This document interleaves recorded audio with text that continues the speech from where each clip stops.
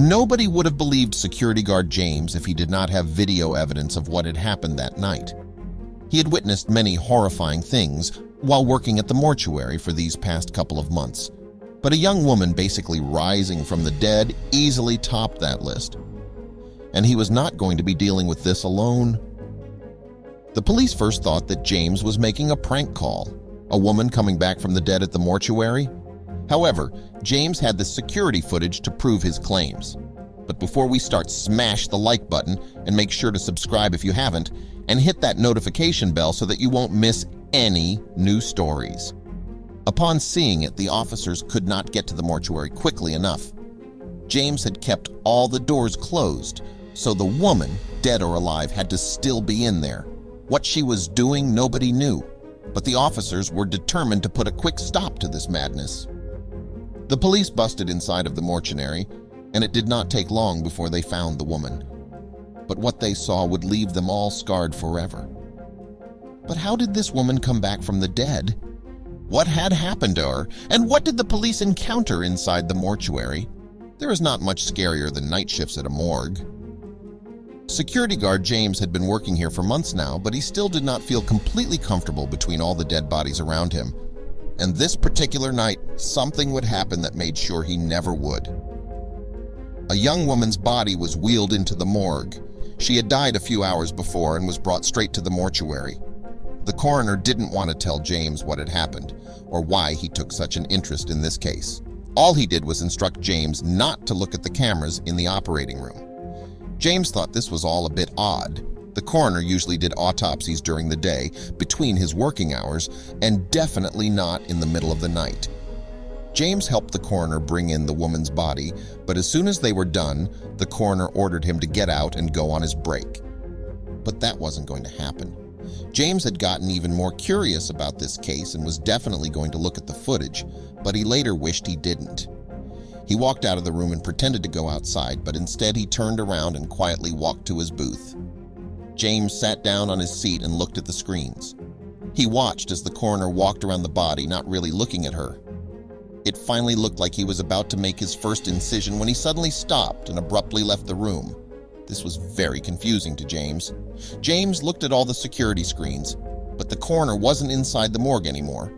He rewound the footage and noticed the coroner leaving the building, but why? After another 10 minutes, James decided to investigate. What if something happened outside? He pushed the door open and shone his flashlight into the darkness. It was quiet and pitch black outside. He did notice a vehicle in the parking lot that wasn't there before.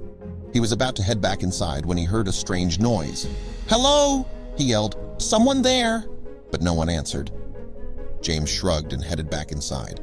He closed the front door and locked it behind him. This way, if the coroner returned, he would have to call James to be let in.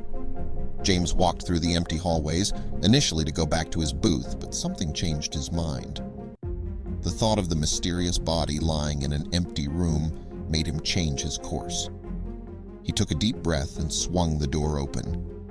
There she was, lying on the cold autopsy table. James had never seen a dead body before, not in real life at least. James looked at the woman's pale skin. She looked so peaceful, but that wouldn't last long. He walked around the table but kept a safe distance. He didn't want to risk tampering with evidence. He stayed in the room for a couple more minutes, but then something happened. As James walked back to the door, he noticed something about the body. The woman's arms had been lying straight next to her body the whole time, but suddenly they were a bit arched. That wasn't possible, was it? He walked back to his booth at a fast pace, but just as he was about to open his door, the doorbell rang.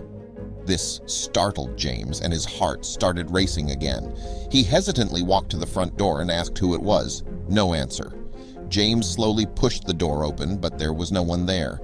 This evening was getting weirder by the minute. James hurried back to his booth and sat back in his seat. He turned around to the screens and searched for the autopsy room, but he failed to find it. Strange, he thought. It should be on here. He looked again and suddenly realized what was going on. The autopsy room could be seen on one of the screens, but something was different. While he had been looking at a recording of the woman lying on the operation table, that table had now moved to a different spot in the door. James could barely believe his eyes. He quickly started checking the data, if not by chance. A recording of yesterday had started playing because the current footage was missing. It was rare, but it had happened before. But he was quickly able to determine that the footage was in fact life, and James felt his heart sank. What could have happened there?